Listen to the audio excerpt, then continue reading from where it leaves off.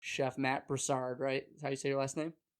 Yeah, exactly. A Yeah, cook named Matt, Chef Matt Broussard. Okay. that's Um, SupChef.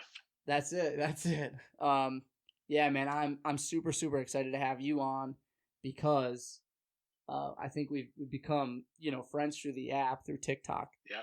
But one of the cool things is this story is like you reaching out to me or following me when I only had a couple thousand followers, um, and helping me kind of grow my channel. And I don't know if we did, but we hit like 400,000 today. So Nice. it's yeah. I mean Congrats, man. it's milestones. It's all a game of little success. So, but Yeah. I'm always interested. So why did you decide to get on TikTok? Um, I I mean, it's just like every other platform, you know. Got to get on it, strike it while it's hot. I mainly would follow Gary V, just like you follow Gary V, Yeah. and you know how he was pushing it like crazy. So that's when I decided to start doing it. When it was called Musically, Mm-hmm. I kind of occasionally did it, and it just kind of died off. I didn't do anything with it, and it came back when it got turned into TikTok, and just consistently posted on there, and saw it snowballed after I started cutting things, you know, and then just took off from there. But I just decided to post on there because it was kind of neat to see another platform where it's all about the vertical video, you know, Mm-hmm. because Yeah. that's something that I was really into when Instagram launched stories. When they launched stories, I was following people like Jesse Driftwood in Canada and this other guy named Matt Hopia. I think I might be saying his name wrong. These Canadian photographer people like Peter McKinnon and stuff. They were all about like vertical filming with your camera vertical and posting it to your stories to make it look really pro. Mm-hmm. And that's when I learned more about vertical. So I've been doing the whole vertical format for a while. So I thought it was cool to see that other platform where I can post this vertical, you know, just strictly vertical. And that's why I was really into it in the beginning. It's really cool to have that other feature to use. Yeah. Yeah, but how did you come up with SupChef? Is what I was wondering. Okay, yeah. I mean, it's a story that Yeah, I tell often, but I'm glad you asked because a lot of people say when I do like the TikTok lives, they'll yeah, say like, "What's up, Soup Chef or Super Chef or whatever." So yeah, when I worked at this hotel in West Virginia called the Greenbrier, it was like this massive resort, and I think it was a combination of respect as well as like not knowing all the cooks' names, but the executive yeah, chef just called everybody chef. yeah, So, prep cooks, even sometimes dishwashers. Um, so all the cooks did that as well. And then it kind of turned into like if you see the chef, it's yes, chef. But if you see your buddy, it's like, what's up, chef? So it's just like that's kind of how it all came about. And yeah, so I mean that's just like I don't want to say an inside joke, but it was just kind of the way we approach each other, like, what's up, chef? So right. that's it. That's the name. That's the story of the name. But yeah, and just like before TikTok, before Instagram, I was cooking. I was legitimately in restaurants Yeah, and I seen I think it's a GoPro video, I'm not sure, but you with the live fire and you're grilling I don't know if it was a trout or a fish on those are glasses. really. Yeah, so I have them somewhere. They're these Snapchat glasses that I got on my second pop up I did with Marcus Samuelson. I was in New York and Snapchat has some big event, and I got these glasses, and I was so stoked. So I started using them. I even have footage from the pop up with them on. But yeah, that's the only time I used them was in the kitchen. Yeah. Yeah, Well, it's it's kind of funny. funny. It is funny, and I did something similar. I was working at this country club, and the GoPro like 4 Hero or whatever just came out, and I was really, I've said this before, but I always wanted to be an entertainer as much as a chef. So Hmm. I was always trying to figure out like, how can I show people how interesting this is, right? Mm, So I went to Best Buy and dropped a couple $100 on a GoPro, and I brought it into the kitchen. I was like, this is so cool. This is so cool. And then I filmed for a couple days, and then I watch back and I'm like, man, it's not as interesting as snowboarding down a mountain or whatever, you know, or jumping out of a plane in a wingsuit. It's still Yeah. cool, but it's not as flashy. And I've watched some GoPro videos and stuff. Yours was cool. Don't get or your video was cool, but it's certainly not an extreme sport. So. Yeah, I mean, a lot of people think it's interesting though. People that aren't in it. For sure. Like I never had a GoPro. I should have gotten one, but I would always like when Instagram Live came out, I was doing that hard. Like I'd put my phone somewhere on the line, just let it go all night. Right. That was kind of fun. I just did a lot of stuff like that, trying to get little shots of the kitchen here and there. Definitely. Yeah. And now you're out west, but you spent a lot of time in New York as well? That was mainly just for events. Okay. Mainly with Marcus. Yeah. Like at Red Rooster. Yeah. That was a lot of fun. My first one was on my own at some place called The Foundry in Brooklyn. And that was just a hectic event. That was a crazy pop-up. I was really into pop-up dinners for a while. Yeah. Yeah. It's I think it's cool, and I think with TikTok, the platform, like I would love to eventually get together with the other creators and do these like pop-ups, you know, like these chef pop-ups with just like TikTok creators, you know, like maybe you and me. I mean, we will, because I'm talking to, I don't know if you know Chris Cho. He's a creator on the app? Yeah, he does Korean food. Yeah, okay, yes, I know him. Yep. In Philly. And we're talking about doing something at his spot. That'd be cool. And since I'll be on that side, I can come up to your side, and I don't know, we could do a pizza pop up or something. There you go. It's funny you say that, because I was talking to Peter Pasta, who's in Pittsburgh, about He's in Pittsburgh, yeah. Yeah, and there's some other like creators who are on the come up, like the Line Cooks, and there's some other ones, you know. I'm fans of them too. Yeah, they're awesome. Fans of them, fans of Peter. He's cool. Yeah, and Blues Food, who's my buddy, man. He's been like Blues Food. I don't know that one. Yeah, I'll have to show you him sometime. But he's awesome, and he's just like, you know, he's in the restaurant industry, and just like a lot of people, when the virus came, it changed for us, you know, and we had to get creative, or we had more time. I mean, that's what happened with me. I just had more time, and you know, it was crazy generally. For me, man. Yeah, I feel you. Everyone felt it. Yeah. And because I know now you're working with Spiceology, or you're affiliated with Spiceology. Was that something previous? I work for them. Okay.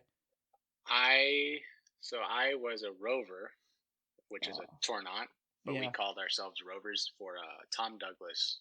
He's a really big restaurateur in Seattle. And yeah, my job was to work at all 15 restaurants. So the schedule was, who knows? It was very very random. My chef will tell me, go here this day or that day, weird hours. And then with this COVID crap, one day they're like, we're shutting down everything. Whoa! And I happened to put my notice in that day they announced it. It was really weird. It just happened. I got the opportunity with Spiceology at the same time. Oh, so it's like a strike of fate, if you believe in that kind of stuff. And it's funny because we use all the Spiceology stuff at our restaurants and stuff, so it's very familiar. I had worked with them before. Most of their chefs were like, some of them worked for us. It was just cool to jump into that. Yeah, I've really used the product very limited. But I was working with a chef who worked with this other chef named Chad Minton. Yeah, he's the founder of True Cooks. True Cooks guy, yeah. So I worked with one of my great friends, actually. His name is Ericon. And he was, there you go. That's it. Got some papers. Oh, all right. In the weeds, I like it. That's awesome. I love that guy, man. He's awesome. I never met him, but I heard like a lot of great things about like the OG guys. Like there's a guy named like the Kitchen Assassin and stuff like that. Like out in Hawaii. Yeah, exactly. But I guess it started in, I don't know if it was like one of the Ritz Carltons, where they all met or whatever, and they were just like buddies. I'm sure you could tell the story better than I, but this is how it feels to me with TikTok. Is like, we're like, I don't know, it's more than Instagram, and even sometimes more than working in a kitchen, like the camaraderie and like the I don't know, like the connections I've gotten Yeah, from TikTok has been awesome. yeah, exactly. That's why when I see people like you and Peter and just other industry people on this thing, it's very exciting to me. I just want to connect, right away. Just yeah, I mean it's cool. Like there's people cooking on the app, but they're not like us. They're just home cooks, and it's not the same. Sure. We gotta like surround ourselves with like minds and stick together. Sure. So Yeah, it's yeah, it's it's interesting. There's a lot of people on the app for sure. And yeah, I mean it's been a journey. I mean, and you're one of the level-headed guys cuz I was one of the guys who was trying not to cry my eyes out when they were about to delete it. And you were the level-headed type of dude that was like, "Nah, it's just chill out. It's not going anywhere." And yeah, it's been a roller coaster, but it's been an awesome couple months to be honest. I mean, it certainly changed my life and the way I interface with life. So, it's been fun, and I'm sure you could say the same. yeah. It's crazy because I've been doing this content shit for a while, 10 years Yeah. probably. Wow. Yeah. And just to have this sort of platform that could just blow you up basically overnight. I mean, shit, I got to 1 million in like less than a month. So it's just Damn. this plat. Yeah, Yeah. it was 400 million views a month. Like that's what it Whoa. was. Like That's crazy. so, having something like that uh, is just mind blowing. It's never existed. So that's why just take full advantage. 100%. And it's funny that you said what you said about like Musically because I had a Musically and I told this story to Peter Pasta too, but I loved the cringe of it. I loved the app itself, and I never used the app until I saw it wasn't a huge name celebrity use the app, but it was it was as an actress, a notable actress or actor, and I was like, okay, let me just make a pizza on there.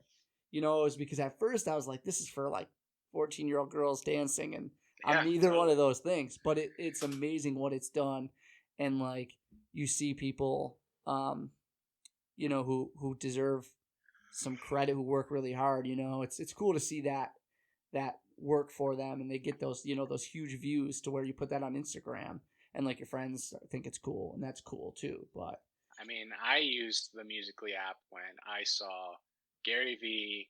He filmed that Red Rooster with Marcus Samuelson. And mm, he's like, "You're a chef. You need to post cooking with music on the app." That's the exact moment I made a Musically account. And you can wow, go to the very bottom of my TikTok page and you'll see those first Musically videos. It's literally just me like starting up the fire with Nas or something in the background or Wu Tang. that's sweet. Yeah. Wait, so Gary V said that, or you took that from one of his videos or something? Gary Vee had a video with Marcus Samuelson at Red Rooster, Okay, and he's like, yeah, "You got to start Musically." okay. That was the whole episode. Oh, okay, okay. Oh, okay. Yeah, Yeah, I mean Marcus Samuelson, that guy's unbelievable. It must have been really cool getting some experience with him. he's great, man. Yeah, we've hung out a couple times, especially in Seattle. I mean, great guy. For sure, for sure. Really knowledgeable too. Yeah, absolutely. I mean, you don't get, that's the thing too. I think there's kind of a misconception about people on Food Network or, people in food media. It's Gordon Ramsay. That guy worked unbelievable amounts before he got to where he was. Yep, yep, And people think that he's just a TV chef are totally mistaken. And the yep. same thing with people like, Marcus Samuelson or even Giada. Giada's got this amazing kind of like brand of being like this, home Italian chef, but she's worked at the Ritz Carlton. Yeah, She went through the grind. So I don't love that misconception about people on TV because they didn't just come up with this cooking ability. yeah, of course. Yeah, Hmm. man.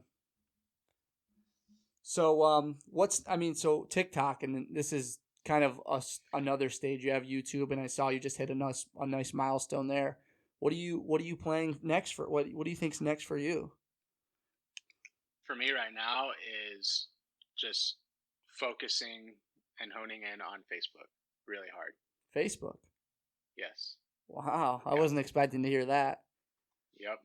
Facebook, Facebook, Facebook. I I'm just going to be posting on that every day as much as possible. Really? And do you mind Yeah. giving me your thoughts on that? It's so undervalued right now, and the amount that you get off of ad revenue, it's fucking crazy. I could tell you like offline about like my Sure. buddies that are on it. The ad revenue is crazy. Yeah. It's can't pass it up. Like say if you have like 100,000 followers on Facebook, you could be making $50K a month Whoa. with ads. Yeah, That's crazy. that's just posting your videos. That's like no brand deals, nothing. That's just posting your videos. Yeah, I think it's an untapped market, but I think it's such a toxic user market, and that's why I think I just recently deleted Facebook off my phone and then jumped back on it. I just got it back on. Just the election and the politics and stuff. Like I'm not really much stuff on there about it. Yeah, and I'm not super into that kind of stuff, and I'm certainly not into like negativity. So I just try to it'll just eat your brain up if you allow it. So, but no, that's super interesting. I was expecting you to say like, yeah, I'm thinking about doing pop-ups, restaurants, da da da da. But you come out with swinging with Facebook, so that's funny, man. That's cool. That and also just going hard for November because Thanksgiving time is busy time for YouTubers like in the cook world. So definitely. Oh yeah, I mean, come up with my plan of attack there.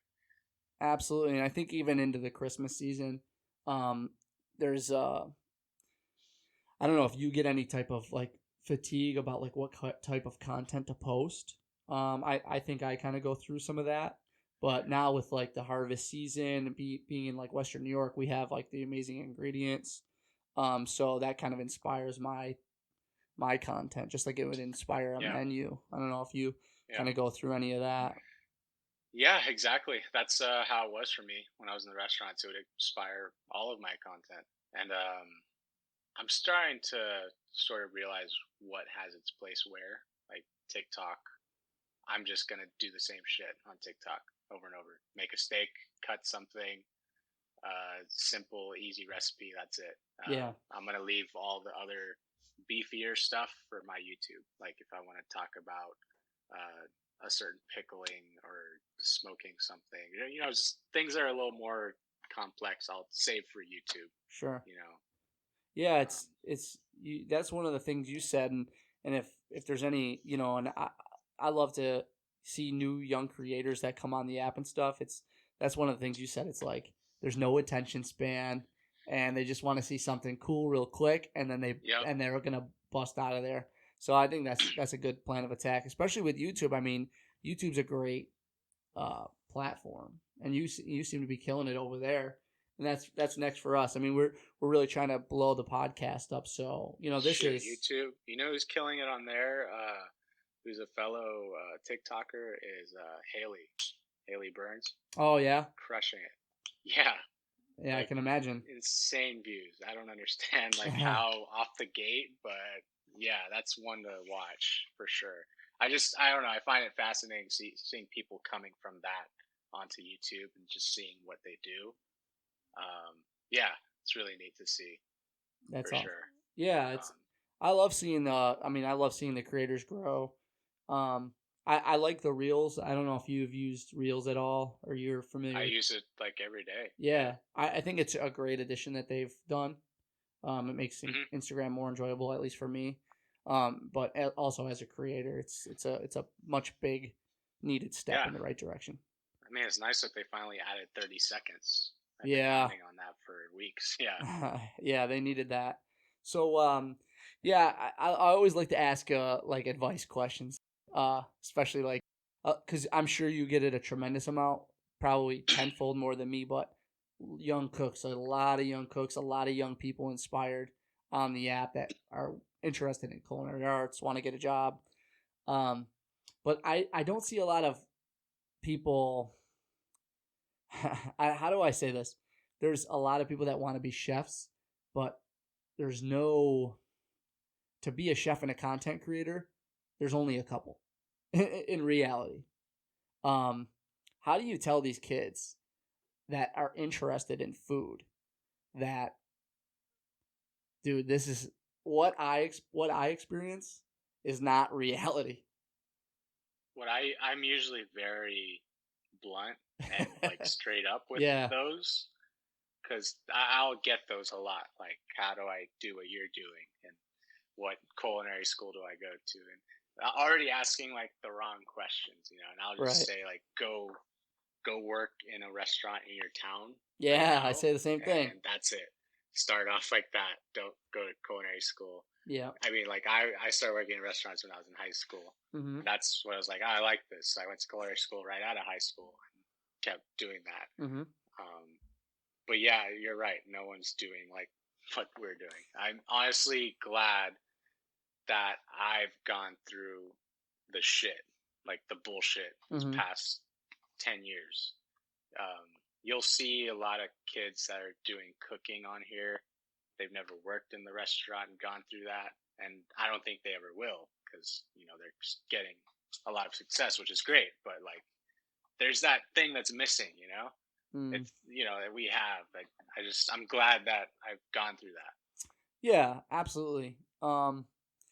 It's a double-edged sword, because Mm-hmm. if I'm a Yeah. kid that's really interested in food and I posted a TikTok and all of a sudden I'm almost like a cook named Matt, I might not go work in a restaurant. I might not go Yeah, get yelled at. exactly. I don't want to cry.